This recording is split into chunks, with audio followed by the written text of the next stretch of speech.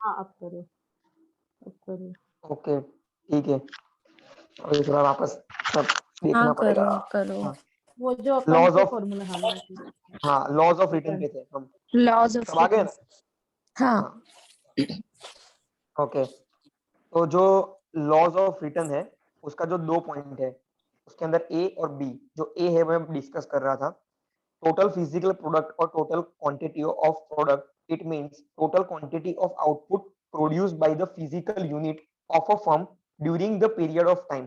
मतलब किस टाइम के अंदर, मतलब एग्जांपल कोई प्रोडक्ट 1 मिनट के अंदर बन रहा है, तो उसका प्रोडक्शन का एक यूनिट का टाइम होगा, 1 मिनट के अंदर ये इंडस्ट्री एक प्रोडक्ट बना रहा है, तो 60 मिनट के अंदर 60 प्रोडक्ट बनेगा, 60 नंबर्स बना देगा।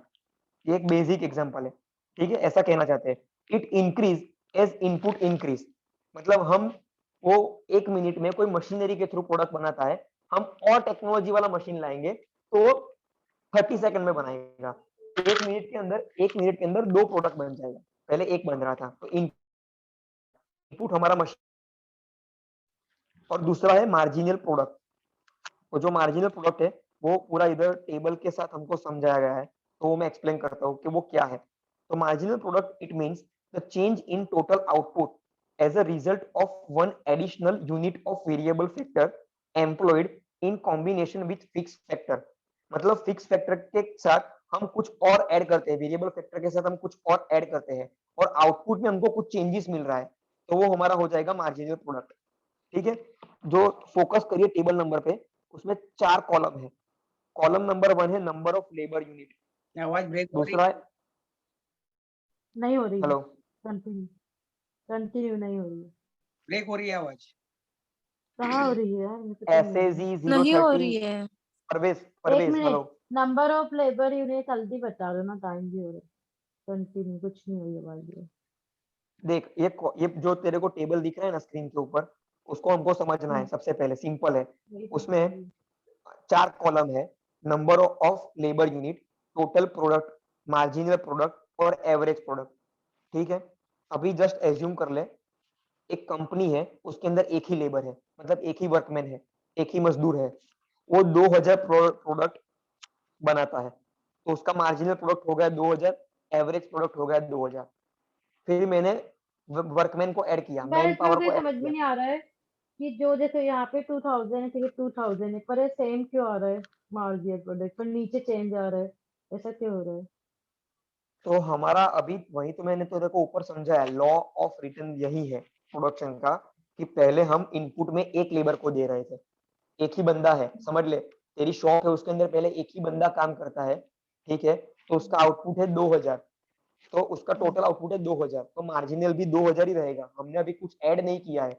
अभी हम जैसे जैसे नीचे ऐड करेंगे तो वो वैसे वैसे डिफरेंस बढ़ेगा, वो तेरे को मैं आगे समझाऊंगा। अच्छा, फिर उसके बाद उनने 1000 एक तरह से 3000 पे पाता, समझ गई। आगे सुनिए। हाँ ठीक ठीक है, है। अभी 2 लेबर ऐड हुआ, दूसरा लेबर ऐड हुआ, तो नंबर ऑफ लेबर 2 हो गया। तो 1000 तो रुपये बढ़ गए ना। ऐसा ये 1000 रुपये नहीं है, तो ये प्रोडक्ट का तो क्वांटिटी है, ये पैसा हाँ नहीं है। क्वांटिटी सही है, ठीक हाँ है ये ठीक है। नंबर ऑफ प्रोडक्ट है, ठीक है ना। तो नंबर ऑफ प्रोडक्ट में क्या अच्छा, है कि 2 लेबर लेबर में क्वांटिटी भी ज्यादा बढ़ गई, एक लेबर बना रहा था 2000, तो अब 2 में कितने बना रहे, 3000 बना रहे प्रोडक्ट, ऐसा है। हाँ मैं वही तेरे को समझाने का कोशिश करूँ, प्लस सुन ले तू, एक मिनट पूरा सुन ले, एक बार 1 मिनट रुक। अभी नंबर ऑफ लेबर बढ़ गया, टोटल प्रोडक्ट भी बढ़ गया, आदमी बढ़ा, प्रोडक्शन बढ़ा, तो मार्जिनल क्या हो गया हमारा, 3000 माइनस 2000। जो बी कॉलम है, बी रो है, उसमें से ए रो को माइनस कर दो, 3000 माइनस 2000, तो वो 1000 हो गया। और जो एवरेज प्रोडक्ट है वो हमारा हो गया नंबर ऑफ प्रोडक्ट, मतलब total product divide by number of labour unit. जितना हमारा टोटल प्रोडक्ट है उसको मैंने लेबर से डिवाइड कर दिया, तो वो मेरा हो गया एवरेज प्रोडक्ट। Got it. नहीं, फिर से समझा दो, मुझे समझ में नहीं आया। 3000 माइनस 2000, फिर से। मैं ऐसा मैं ऐसा बोल रहा हूँ कि जो तेरा पहले तू एवरेज प्रोडक्ट वाला जो लास्ट कॉलम है ना उसको समझ पहले, वो 1500 कहाँ से आया, total product divide by number of labour unit, 3000 divide by 2, तो कितना होगा 1500। 1500। समझ हुआ। हाँ, अभी तेरे को मार्जिनल प्रोडक्ट का कॉलम समझना है, तो वो होता है 3000 माइनस 2000। 1000। हाँ, तो वो 1000, वो वहां से 1000 आया। सिंपल मैथमेटिक्स है और कुछ नहीं है। ठीक है, अभी मैंने नंबर ऑफ पर्सन बढ़ा दिया, 2 के साथ और एक बढ़ाया, मैंने 3 किया, तो मेरा प्रोडक्शन और बढ़ गया। ठीक है ना, तो यहाँ पे मेरा प्रोडक्शन हो गया 3500, 3500। ठीक है, तो मेरा मार्जिन कितना बढ़ा, 500 का मार्जिन बढ़ गया। पहले मैं 3000 यूनिट बनाता था, अभी मैं 3500 यूनिट बनाता हूँ, तो मेरा मार्जिन बढ़ गया, 500 यूनिट मेरा मार्जिन बढ़ गया एक लेबर को ऐड करने से।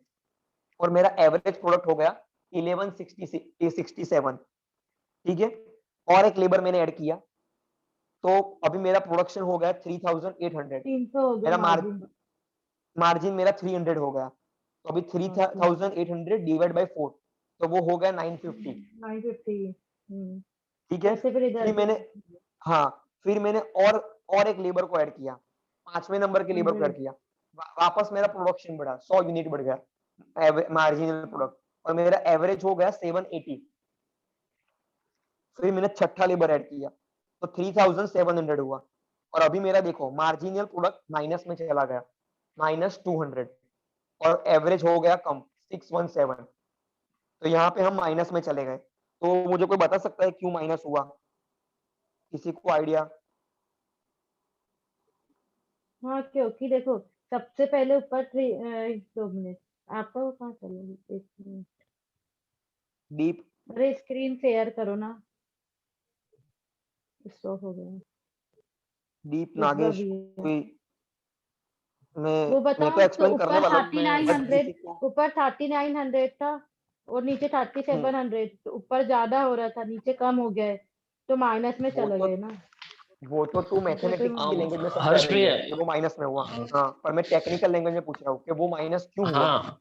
हाँ, वो इसलिए कि मतलब आप लेबर्स तो बढ़ा सकते हैं, लेकिन प्रोडक्शन उतना उस हिसाब से नहीं बढ़ा सकते। जैसे कि हाँ, एग्जांपल लेबर में तो मैं, बढ़। हाँ, हाँ, तो इसके तो ये विश्वा का आंसर करेक्ट है, वो नियर है लेबर एकदम कॉस्ट मेरे बढ़ जाता क्वेश्चन। है लेकिन प्रॉफिटेबिलिटी नहीं बढ़ रहा है, तो आप माइनस में ही जाओगे। हाँ। हाँ, वो है, वो और भी यही है, इसका पॉइंट सही है। इसका एक दूसरा एग्जांपल हम ऐसा भी ले सकते हैं, डिस्गाइज्ड अनएम्प्लॉयमेंट। ये टर्म आप लोगों में से किसी ने सुना है, डिस्गाइज्ड हाँ, unemployment? Disguise and unemployment, exactly, ये भी एक पॉइंट है। और कोई पॉइंट इसके सिवा?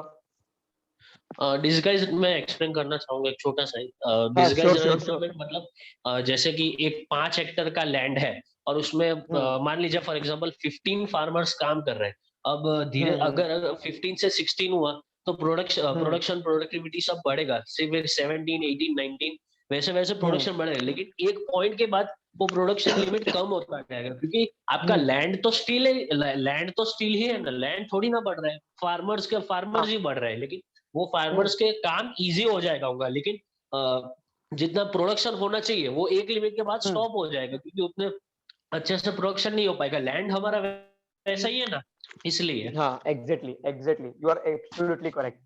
हाँ, इसमें और एक पॉइंट मैं ऐड करूंगा कि जहां पे समझ लीजिए कि रिक्वायरमेंट था सिर्फ 5 लोगों का, हमने लगा दिया 6 लोग, तो वो जो 6 लेबर है उसका रिक्वायरमेंट वहां पे हमको नहीं है। मतलब वो जो मशीन है, वो मशीन का आउटपुट ही है 3900 प्रोडक्ट यूनिट बना सकता है, वो मशीन का कैपेसिटी ही इतना है, और उसके लिए 5 मैन पावर ही चाहिए, और हमने और एक मैन पावर ऐड किया, तो मशीन तो थोड़ा थोड़ा आउटपुट कम करेगा। क्यों कम करेगा? एम्प्लॉय जो वर्कर है वो बढ़ गए, तो वो अंदर अंदर बातचीत करेंगे, टाइम पास करेंगे, और मशीन का जितना आउटपुट है उतना आउटपुट नहीं दे पाएंगे। आदमी बढ़ेगा तो जहां वहां पे प्रोडक्शन को ऐसे भी अफेक्ट होता है इंडस्ट्री के अंदर, तो उसके लिए उसको प्रॉपर मैन पावर को कैसे यूटिलाइज करना है, वो भी एक इम्पोर्टेंट है। जैसा तुमने बोला कि भाई लैंड तो सेम ही है, पर फार्मर बढ़ रहा है, तो प्रोडक्शन नहीं बढ़ेगा। यही पॉइंट है इसमें कि हमारे पास मशीन का फुल्ली हम यूटिलाइज करते हैं, पर आदमी हम वही मशीन पे डालते रहेंगे, तो वहां पे वर्कर का गेट टुगेदर होना स्टार्ट हो जाएगा। वो बातें करेंगे, टाइम पास करेंगे, एक दूसरे के काम में दखल अंदाजी करेंगे, डिस्टर्ब करेंगे, तो इससे भी प्रोडक्ट को अफेक्ट होता है, प्रोडक्शन को अफेक्ट होता है। तो ये भी एक मेन पॉइंट है एज अ प्रोडक्शन मैनेजर, या आप कोई प्रोडक्शन सुपरवाइजर हो या इंजीनियर हो, तो ये पॉइंट आपको इंपॉर्टेंट दिखना चाहिए कि जहां पे भी हम प्रॉपर मैन पावर यूटिलाइजेशन, वो एकदम इंपॉर्टेंट थिंग्स है कहीं पे भी, तो इसके लिए माइनस होगा। और नेक्स्ट हम आगे जाएंगे, इसमें किसी को डाउट है? नहीं, नहीं। Okay continue. हाँ, अभी नेक्स्ट जाएंगे 4.3.1 लॉ ऑफ वेरिएबल प्रोपोर्शन। विश्वास वाला तो स्लाइड कर सकता है।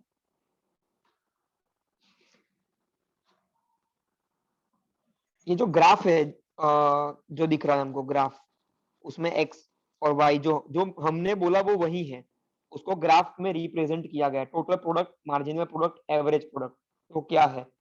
जैसे जैसे 2000 से हमने स्टार्ट किया था, वो अपर गया अपर गया अपर गया, फिर माइनस में स्टार्ट होना तो ग्राफ माइनस में आएगा। इसका इसका यहाँ पे एग्जांपल दिया गया है, ग्राफ में रिप्रेजेंट किया गया है। ये जस्ट हमारे अंडरस्टैंडिंग के लिए है, एग्जाम एग्जाम ये पॉइंट तो ऑफ व्यू पता है, इंपॉर्टेंट ये नहीं है। कॉलेज के लेक्चर में बता चुके हैं, वही हाँ, तो ये एग्जाम पॉइंट ऑफ व्यू के रिलेटेड इंपॉर्टेंट नहीं है। और मैंने वो जो मानसी ने बोला था फॉर्मूला, जो MP is equal to delta TP divide by delta variable factor unit, वो मैंने एक्सप्लेन नहीं किया है क्योंकि वो भी इंपॉर्टेंट नहीं है। यहाँ पे हमको समझना है कि लॉ ऑफ रिटर्न क्या होता है as a practical point of view. ये फॉर्मूला एग्जाम में भी नहीं आने वाला है, ना कहीं लाइफ में प्रैक्टिकली काम आने वाला है। ये हमको एक्सटर्नली समझना पड़ेगा कि कहाँ पे हमको कितना मैन पावर देना है, क्या जरूरी है, क्या नहीं निकालना चाहिए, मशीन का कैपेसिटी क्या है, तो वो सब हमको पता होना चाहिए। और हमारे पास कितना स्किल मेन पावर है, तो वो भी बहुत इंपॉर्टेंट है। जितना स्किल मेन पावर होगा उतना काम ज्यादा अच्छा होगा। लॉ ऑफ वेरिएबल प्रोपोर्शन के अंदर और 3 लॉ है। उसमें पहला लॉ है law of diminishing return, law of increasing return और लॉ ऑफ कांस्टेंट रिटर्न। तो जो लॉ ऑफ इंक्रीजिंग रिटर्न और law of constant return, B और सी, वो मैं पहले शॉर्टली एक बार बताता हूँ, और उसके लिए मैं जो पीछे है वो थोड़ा जाऊंगा। लॉ ऑफ डिमिनिशिंग थोड़ा बाद में समझाता हूँ। तो जो लॉ ऑफ इंक्रीजिंग रिटर्न है, मतलब स्टार्टिंग में कोई भी इंडस्ट्री रहता है और वो प्रोडक्ट उसके लिए नया है, तो वो प्रोडक्ट का रिटर्न ज्यादा रहता है, मतलब उससे कॉम्पिटिटर नहीं रहते हैं, सबसे पहली बात ये है। और उसका डिमांड भी ज्यादा रहता है, तो सेलिंग भी रहेगा और कॉम्पिटिटर भी नहीं है, तो रिटर्न भी ज्यादा रहेगा। उसमें कंटिन्यूअस हमको इंक्रीमेंट मिलता रहेगा, हमको इंक्रीमेंट ही दिखता रहेगा कोई भी नया चीज आता है मार्केट में। तो किसी ने लेक्चर नंबर 2 अटेंड किया था, law of diminishing return? Anyone? हाँ मैंने करी थी। हाँ, तो तू समझा सकती है लॉ ऑफ डिमिनिशिंग क्या होता है? क्या लो डाउट ऑफ, है? मैं नहीं लॉ समझा ऑफ सकती। डिमिनिशिंग विजडम भी है, समझा नहीं। क्या बोल रहे हैं? विजडम ये समझा देंगे, मैं नहीं समझा दी। मुझे उतना नहीं आता बिकॉज मैंने अच्छा सितंबर ओके, के ठीक एंड है से। ठीक है।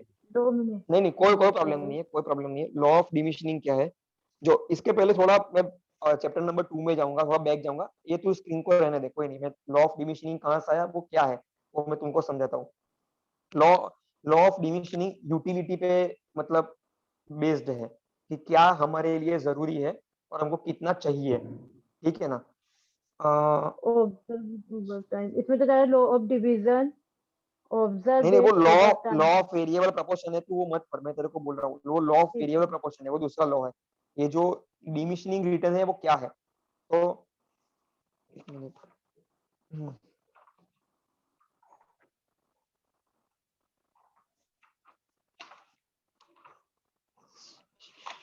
ग्राफ किधर गया?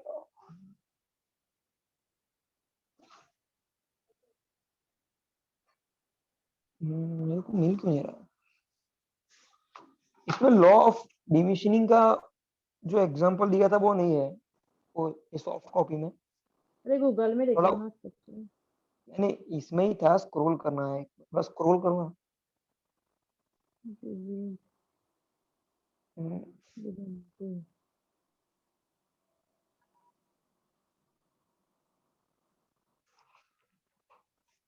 एक मिनट थोड़ा लाइन पे रुकना, मैं चेक कर ले, मैं बुक से चेक कर रहा हूँ, एक मिनट।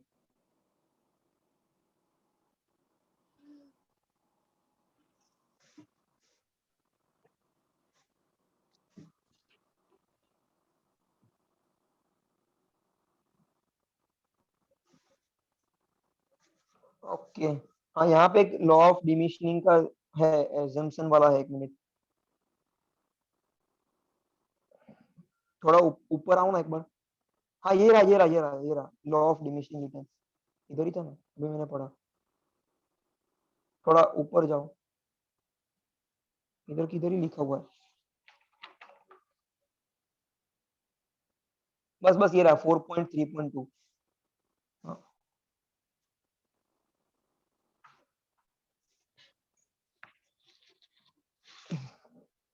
तो जो the law of diminishing return was explained with reference to agriculture, it was studied with in relation to land which was kept constant while the other factors were increased।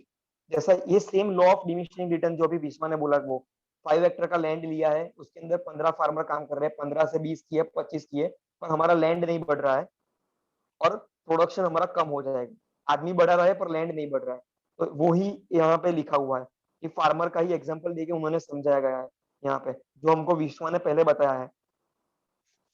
तो मैं explain और detail में कर रहा हूँ, ठीक है ना। अभी मतलब ये जो लिखा है वो भी एक बार समझा देता हूँ बुक में क्या लिखा हुआ है। A farmer knows that if he doubles the application of labors and capital in the cultivation of land, the output would be less than double. Here a given species of land is kept constant and other factors are variable। मतलब वही है कि जो हमारा main है वो constant है, बाकी सब हम वेरी कर रहे हैं, मशीन को वेरी कर रहे हैं, आदमी को वेरी कर रहे हैं, सब कुछ इक्विपमेंट बढ़ा रहे हैं, पर जो लैंड है उसका कैपेसिटी हमको आउटपुट देने का इतना ही है, तो उतना ही हमको मिलेगा। और इसमें यहीं पे जो कांस्टेंट मतलब इक्वल रहेगा मतलब। हाँ वही वही है, जो टोटल रिटर्न, मार्जिनल रिटर्न और एवरेज रिटर्न और रिजल्ट वो क्या है, वो हमको इधर दिखाया गया है, टेबल के अंदर ही दिखाया गया है हमको इधर, कि कौन से स्टेज में हमको कब जाके हमको डाउनफॉल होना स्टार्ट होगा। फर्स्ट स्टेज है, सेकंड स्टेज है और थर्ड स्टेज है। जो थर्ड स्टेज है वो पूरा नेगेटिव में चला गया है, ऐसा मैंने आगे अभी पूरा ये मार्जिनल कॉस्ट समझाया था, वो सेम है। और उसके ऊपर जो लॉ ऑफ वेरिएबल प्रोपोर्शन है, जो ऊपर ही है, थोड़ा विश्व ऊपर है ना, 6 number, page number 56।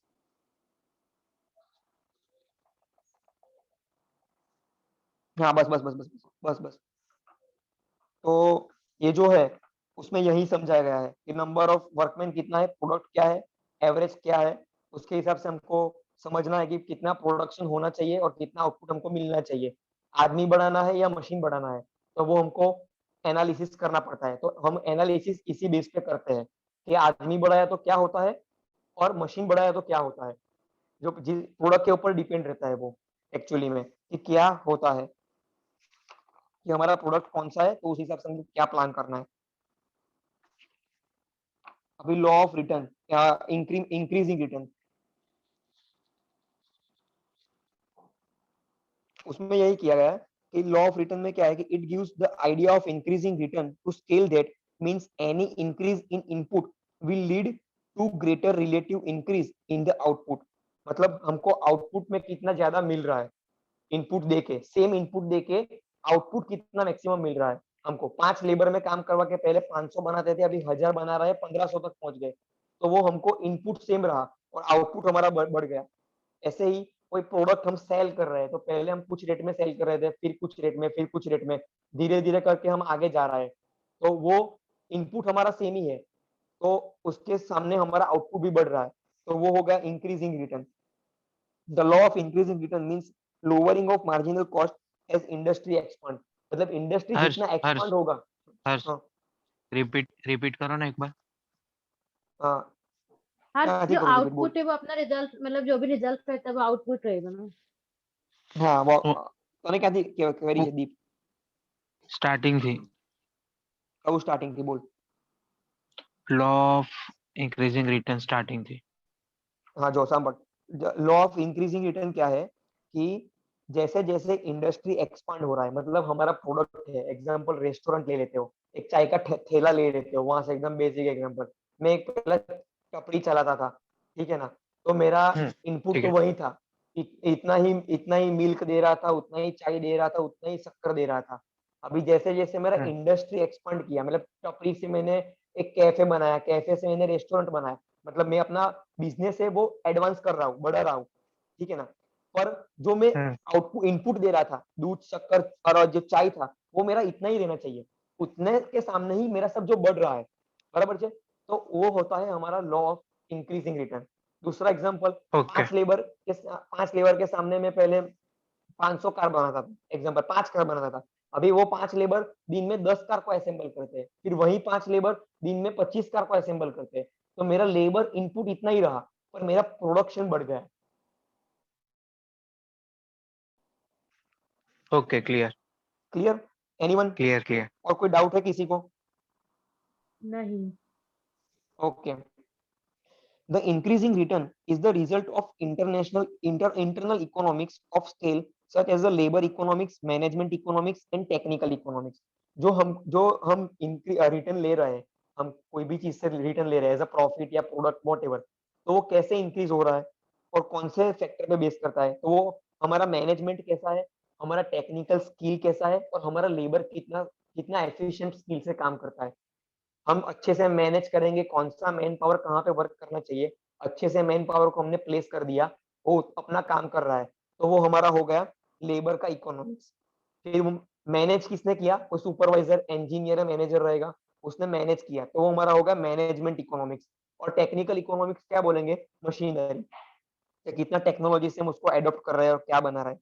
This happens with the expansion of the size of the firm. मतलब ये सब हम एक्सपांड कब कर सकते हैं, जब इंडस्ट्री में बड़ा करेंगे, तब ये सब हम देखेंगे, लेबर के लिए, ये इकोनॉमिक्स के लिए, प्रोडक्शन एनालिसिस के लिए। ये जो एमएनसी कंपनियां रहती है उसके अंदर ही ये होता है प्रोडक्शन एनालिसिस, दूसरी कंपनी के अंदर ये प्रोडक्शन एनालिसिस नहीं होता है, छोटी छोटी कंपनियों के अंदर। The increasing return is due to improvement in the large scale operation, division of labor, use of highly important in large scale operation, line repeat हो रहा है, highly sophisticated machinery, better technology। जैसे मैंने पहले बोला, वापस यही लिखा है उसमें, टेक्नोलॉजी कितना हम बेटर यूज कर रहे हैं, सोफिस्टिकेटेड लेबर यूज कर रहे हैं, तो इससे ये सब बढ़ता है। अभी लॉ ऑफ कांस्टेंट रिटर्न, तो वो क्या है, under the law of constant return any increase in inputs will increase the output proportionally. मतलब हम 5 लेबर के सामने 5 कार असेंबल करते थे, फिर 10 लेबर के सामने हमने 10 कार असेंबल किया, 20 लेबर के सामने 20 कार असेंबल किया, तो हमने जितना इनपुट बढ़ाया तो उतना ही हमका आउटपुट बढ़ा। तो this is the law of constant return. यहाँ पे हमने इनपुट बढ़ाया तो आउटपुट उतना ही बढ़ा। इतना इनपुट बढ़ा है उतना आउटपुट बढ़ा। Okay, clear. हाँ, इतना आउटपुट बढ़ा। तो वो एक होता है, एक मिनट,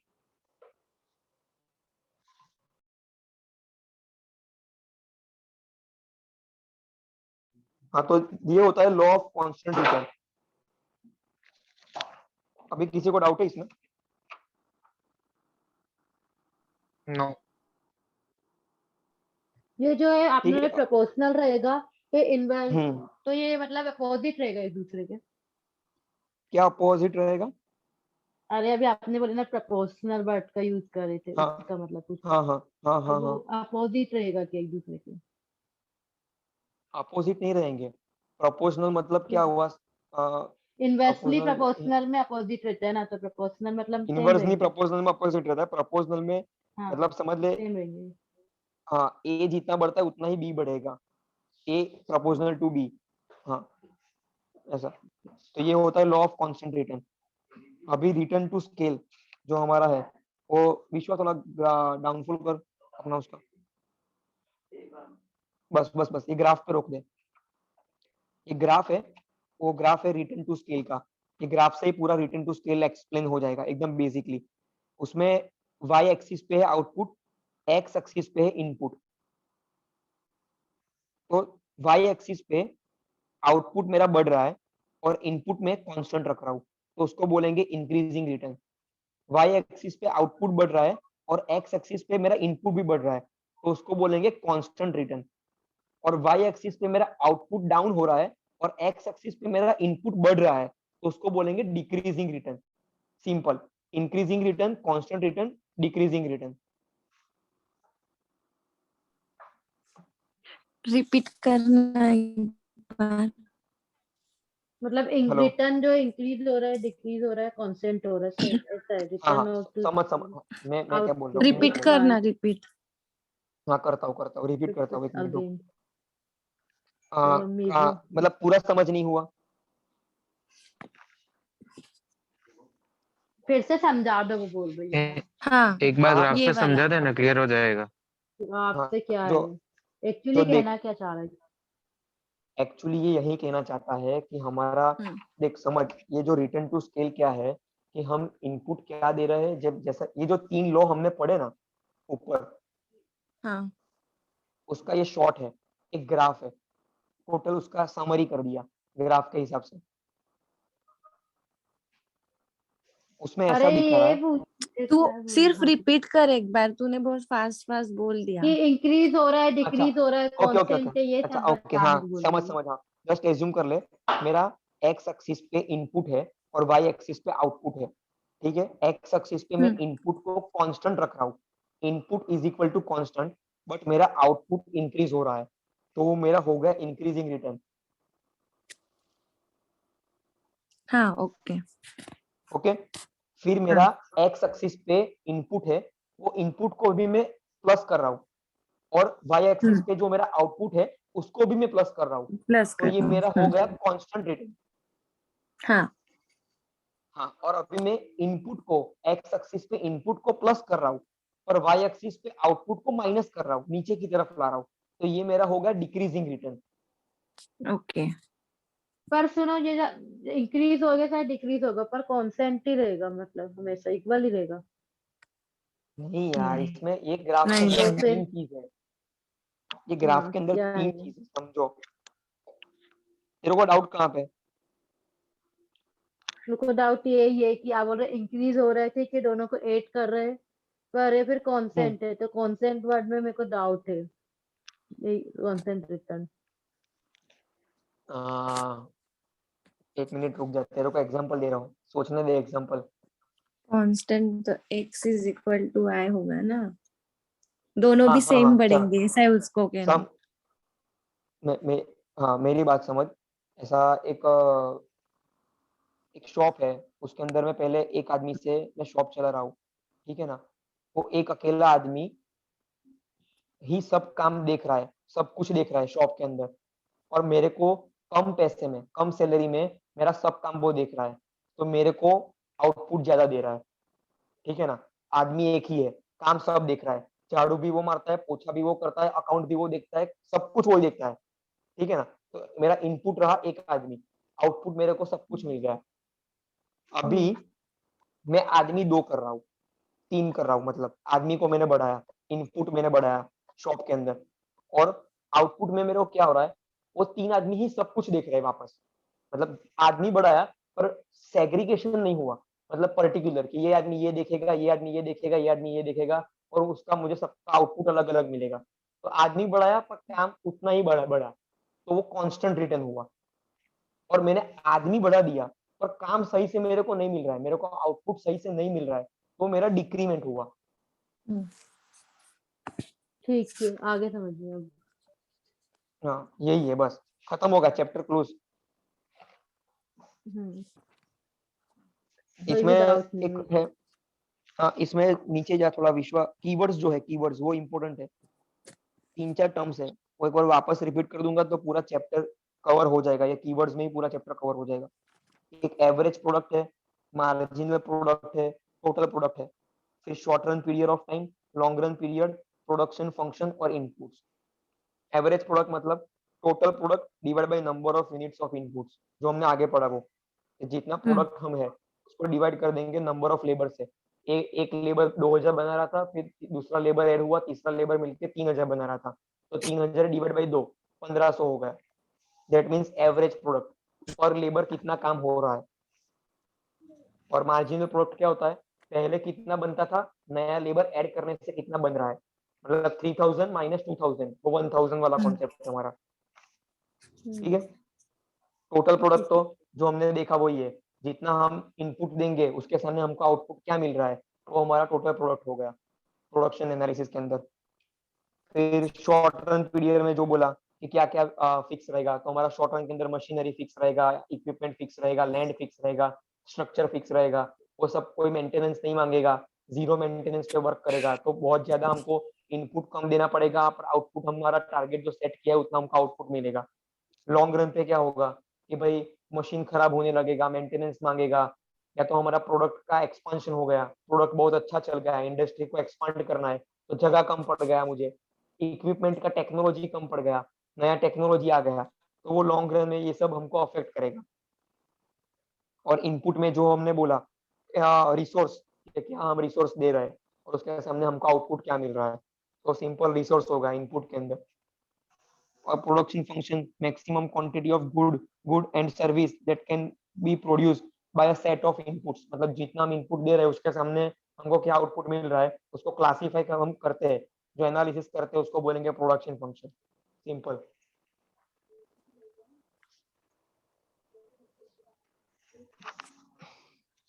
कोई डाउट है तो बोल सकता है, कोई कुछ भी पूछ सकता है। नेहा, रितु, परवेज, मिली, कृतिका, दीप। इसके एमसीक्यूज नहीं है क्या, अपन ऐसे ही देखते सोल्व करके? एमसीक्यू सॉल्व करना है तेरे को? ऐसे ही देखना कि कितना जान लिया आज की यूनिट का। टेल हाँ, पार्टिसिपेंट। और 10 ही कप बनाऊंगा, मतलब क्या रहेगा, मेरा तो लॉस हो जाएगा ना। राइट। मेरा जो दूध है, मिल्क है, वो वेस्ट हो गया, क्योंकि पहले में 1 लीटर में से कुछ भी पानी मिला है बिना 10 कप बना सकता था, तो फिर वो 2 लीटर क्यों करना। तो हमको दोनों पे कंट्रोल रखना है, इनपुट पे भी कंट्रोल रखना है और आउटपुट पे भी कंट्रोल रखना है, ओके। क्योंकि हमको क्वालिटी प्रोडक्ट भी देना है। पानी मिला के हम चाय किसी को बेचेंगे तो चाय का टेस्ट अच्छा नहीं रहेगा, वो वापस नहीं आएगा कस्टमर हमारे पास, तो वो हमारा आउटपुट का लॉस हो गया। हम आउटपुट बढ़ा दिया क्वालिटी के साथ कॉम्प्रोमाइज करके, राइट। पर आदमी चला गया, कस्टमर चला गया हमारा, तो तो बिजनेस वो नहीं सब चलेगा। हाँ, तो बिजनेस नहीं चलेगा। यहाँ पे हमको ये समझना है, ना कि ये ग्राफ को समझना है। मतलब ये जो कोई कोई लोग समझते हैं, जो लेक्चर में ऐसा बहुत रबिश क्वेश्चन करते हैं, मैडम ये क्या हुआ, मैडम वो क्या हुआ, तो मेरे को तो वही समझ नहीं आता है। ये प्रैक्टिकली हमको समझना है, हम बिजनेस कर रहे हैं अभी, एक एमबीए में राइट। है तो हम बिजनेस के तरीके से सोचना पड़ेगा हमको इसको हम्म। पूरा। तो ये हमको ऐसा सिखा रहा है ये ग्राफ, कि जब भी आप कोई बिजनेस करते हो तो आपका बिजनेस का इनपुट क्या है, रॉ मटेरियल क्या है, ओके। तो वो एक इम्पोर्टेंट चीज है। जैसे कि कोई केमिकल इंडस्ट्री है या कोई मैन्युफैक्चरिंग इंडस्ट्री है, जैसे कि वो स्टील इंडस्ट्री है, तो वो स्टील इंडस्ट्री सोचेगा कि भाई हमको जो रॉ मटेरियल स्टील के लिए जो होता है, जो अपना ये माइनिंग में से मिलता है, जैसे ओडिशा में हम्म। मिलता है माइनिंग में से, तो वो हम्म। हमको चीपर रेट में मिलना चाहिए, अच्छा में मिलना चाहिए, ज्यादा मंगवाना भी नहीं है, ज्यादा उसको वेस्ट भी नहीं करना है क्योंकि बहुत महंगा हो गया है। राइट। हाँ, तो वो सब देखना पड़ता है। ये ग्राफ से आप बहुत कुछ डेफिनेशन निकल सकते हो, कोई भी बिजनेस को आप ये ग्राफ से पूरा कोऑर्डिनेट कर सकते हो, ये एक ही अरे ग्राफ जो से। हमारे भैया है ना, एक्चुअली वो ग्राफ से पूरा समझाते, ऐसा मतलब